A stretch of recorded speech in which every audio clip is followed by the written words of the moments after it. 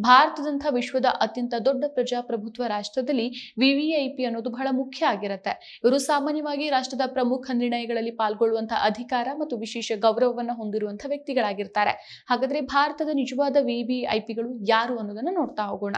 ಮೊದಲನೇದು ರಾಷ್ಟ್ರಪತಿ. ಭಾರತದ ರಾಷ್ಟ್ರಪತಿ ಸ್ಥಾನ ದೇಶದ ಶ್ರೇಷ್ಠ ಸಂವಿಧಾನಿಕ ಸ್ಥಾನವಾಗಿದ್ದು ಸಂವಿಧಾನದ ರಕ್ಷಣೆಯ ಜವಾಬ್ದಾರಿಯನ್ನು ಹೊಂದಿರ್ತಾರೆ. ಭಾರತದ ಉಪರಾಷ್ಟ್ರಪತಿ ದೇಶದ ದ್ವಿತೀಯ ಉನ್ನತ ಸಂವಿಧಾನಾತ್ಮಕ ಸ್ಥಾನದಲ್ಲಿ ಇದ್ದಾರೆ. ಇನ್ನು ಮೂರನೇದು ಪ್ರಧಾನಮಂತ್ರಿ. ಪ್ರಧಾನಮಂತ್ರಿ ಸರ್ಕಾರದ ಮುಖ್ಯಸ್ಥರಾಗಿದ್ದು ದೇಶದ ಕಾರ್ಯನಿರ್ವಹಣಾ ವ್ಯವಸ್ಥೆಯ ಕೇಂದ್ರ ಬಿಂದು. ಇನ್ನು ನಾಲ್ಕನೇದು ಸುಪ್ರೀಂ ಕೋರ್ಟ್ನ ಮುಖ್ಯ ನ್ಯಾಯಮೂರ್ತಿ. ಸುಪ್ರೀಂ ಕೋರ್ಟ್ನ ಮುಖ್ಯ ನ್ಯಾಯಮೂರ್ತಿ ದೇಶದ ಉನ್ನತ ನ್ಯಾಯಾಂಗದ ಮುಖ್ಯಸ್ಥರಾಗಿದ್ದು ಸಂವಿಧಾನದ ರಕ್ಷಕರಾಗಿದ್ದಾರೆ. ಇನ್ನು ಐದನೇದು ಲೋಕಸಭೆಯ ಸ್ಪೀಕರ್.